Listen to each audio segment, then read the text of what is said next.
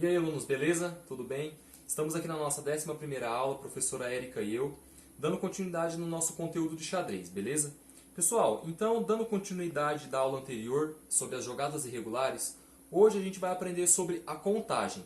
Muita gente já me perguntou, quando eu ensinei um pouco de xadrez para o pessoal, a questão das jogadas irregulares. Como vocês acompanharam no vídeo anterior, existem jogadas que não podem ser feitas, porque combinam de jogadas que vai automaticamente gerar um checkmate no seu jogo, entendeu?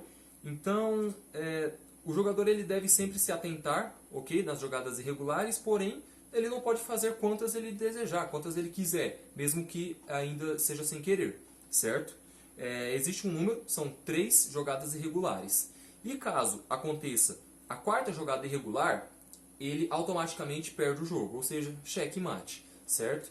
Então vocês, assim como na aula passada, acompanharam as jogadas irregulares, vou pedir para vocês acompanharem aqui no tabuleiro comigo então, certo? Para vocês entenderem melhor a questão da contagem, certo? Então acompanha aqui comigo no tabuleiro. Então vamos lá. Estou jogando aqui com as peças pretas, tá bom?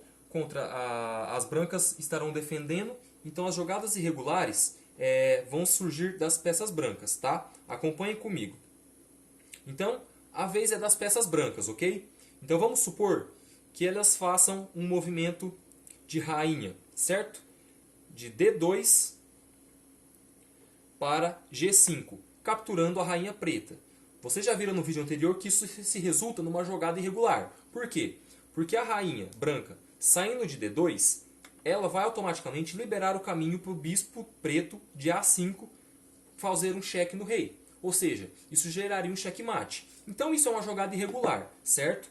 Então nisso que o jogador ele é advertido por uma jogada irregular, a jogada volta, ok?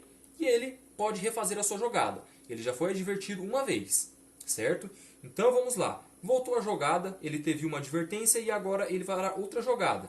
Vamos supor que agora ele resolva com o peão de E4 capturar o peão preto de F5.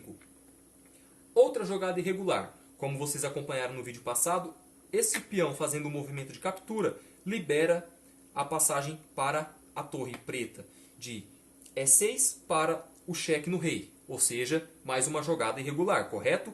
Então, ele seria advertido e voltaria jogado, ok? Segunda advertência. Então agora vamos supor que volte a jogada e ele faça um movimento do rei. Ele quer colocar o rei dele em F1. Outra jogada irregular. Por quê? Porque temos o nosso cavalo preto na H2. Como vocês sabem, cavalo sempre andando em movimento em L, ok? Ele faria um checkmate no rei. Entenderam? Então, jogada irregular. Não poderia. Então aqui já teve a somatória, pessoal, de 3 jogadas irregulares, né, que vocês poderão acompanhar no tabuleiro. Então, é bem simples isso. Essa é a contagem. Se o jogador ele comete 3 jogadas irregulares, não necessariamente precisa ser seguida. Pode ser uma no começo, no meio, no fim do jogo, tá bom? Ele cometendo 3 jogadas irregulares, a 4ª levará ele à punição total, que é a perder o jogo, né? Automaticamente gera um checkmate e seu oponente vence a partida, certo?